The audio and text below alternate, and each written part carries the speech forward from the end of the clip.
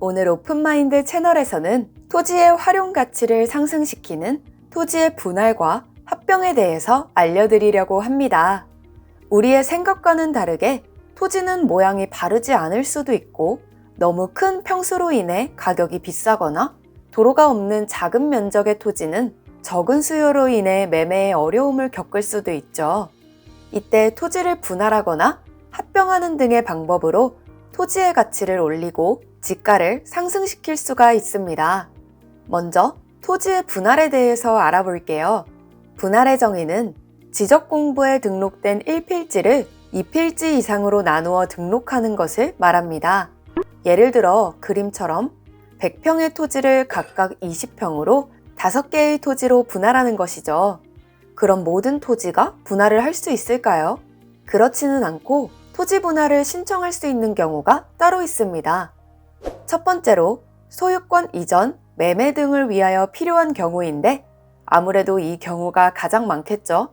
그리고 토지 이용상 불합리한 지상 경계를 시정하기 위한 경우, 관계 법령에 따라 토지 분할이 포함된 개발 행위 허가 등을 받는 경우, 토지의 일부가 형질 변경으로 지목이 바뀐 경우, 예를 들어 전 답으로 되어 있는 내 토지에서 주택을 짓기 위해서 일부분만 대지로 바꾸는 경우일 수가 있겠죠? 이런 경우들이 토지 분할의 요건이 됩니다. 또한 토지를 분할하기 위해서는 분할 제한 면적이라는 것을 알아야 하는데요. 건축법에 의하여 건축물이 있는 대지는 다음의 범위에서 해당 지방자치단체의 조례로 정하는 면적에 못 미치게 분할할 수 없습니다. 그 규정을 보자면 주거지역은 60제곱미터로 약 18평, 상업지역은 150제곱미터로 약 45평, 공업지역은 동일하게 150제곱미터, 녹지지역은 200제곱미터로 약 60평, 그리고 비도시 지역은 60제곱미터, 농림지역은 2000제곱미터로 약 600평을 기준으로 분할을 할 수가 있습니다. 다음으로는 합병입니다. 합병의 정의는 지적공부에 등록된 2필지 이상을 하나의 필지로 합하여 등록하는 것을 말합니다. 그림을 보시면 A부터 E까지의 토지가 반듯하지 않은 모양으로 이루어져 있고 A와 C는 도로와 인접되어 있지 않아서 맹지에 속하기도 하죠. 이럴 경우는 이렇게 하나의 토지로 합병을 해서 토지의 활용 가치를 올릴 수가 있습니다. 그렇다면 토지 합병을 신청할 수 있는 경우도 따로 있겠죠. 조금 어려운 단어들도 있고 내용이 꽤 많아서 간단하게만 읽고 넘어가겠습니다.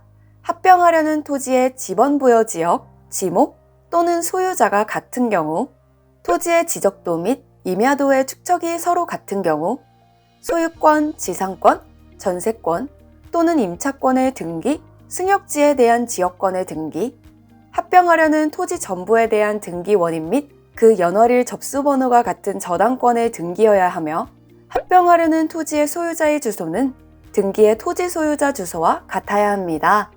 또한 합병하려는 각 필지의 집안이 연속되는 경우 등 정말 많은 경우들이 존재하기 때문에 궁금하신 분들은 더 자세히 찾아보시면 좋을 것 같아요.